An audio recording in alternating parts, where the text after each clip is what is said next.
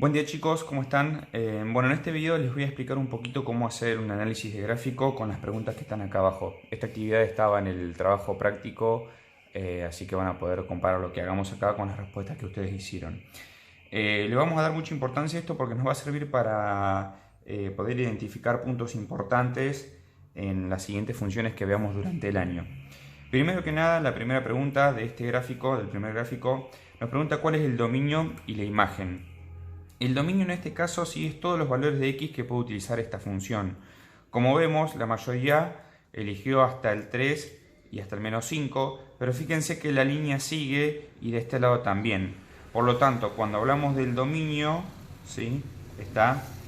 Podríamos decir que en realidad son todos los reales, es decir, todos los números que a ustedes se les pueda ocurrir imaginar, es decir, todos los números que están en el eje X.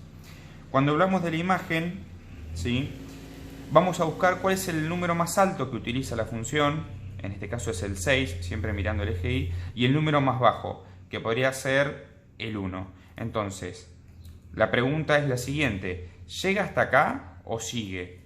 Bueno, vemos que esta línea sigue bajando y esta línea también sigue bajando. A pesar de que no lo veamos, tenemos que imaginar eso, que sigue bajando. Entonces, en realidad, nuestra imagen va a ser desde el 6 hasta el menos infinito.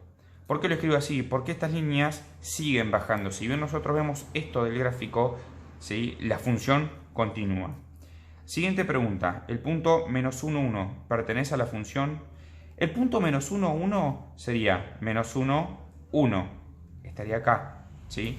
Claramente este punto no pertenece a la función que está dibujada ahí. Ceros o raíces. En este caso el 0, las raíces y la ordenada de origen las podemos escribir como un número solo. El 0 raíces son los números o los momentos donde la función pasa por el eje X. 1 punto podría ser el menos 1. El otro lugar por donde pasa podría ser el menos 4. Y el otro lugar por donde pasa es este que está acá, que si bien no está marcado, podría ser el menos 5,5. ¿Sí? ¿Está? Aquí adelante también vamos a tener otro punto, pero no lo vemos porque el gráfico no lo muestra. La ordenada de origen sucede lo mismo que con los ceros, ¿sí? Es el punto por donde pasa el eje X, ¿sí? Pero en este caso va a ser sobre el eje Y. Entonces, nuestra función pasa por 2 en el eje Y. Esa es nuestra ordenada. Atención con los máximos y los mínimos, ¿sí? En este caso no es solo un número, el máximo y el mínimo es un punto en realidad, es el punto más alto y el punto más bajo a donde llega la función, siempre suponiendo que no hay más función después de eso.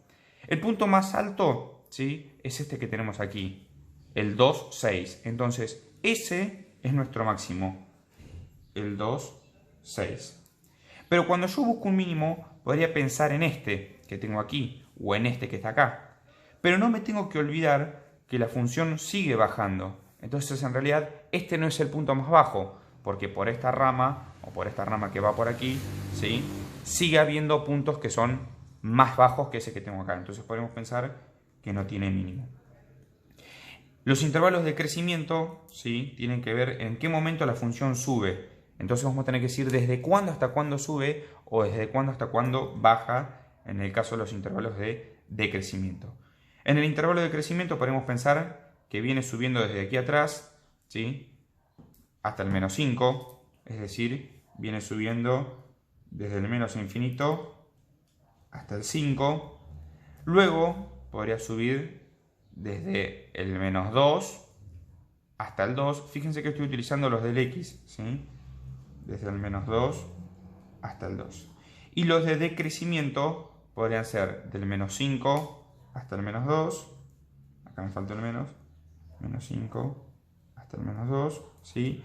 Y también podría bajar desde el 2 hasta el infinito.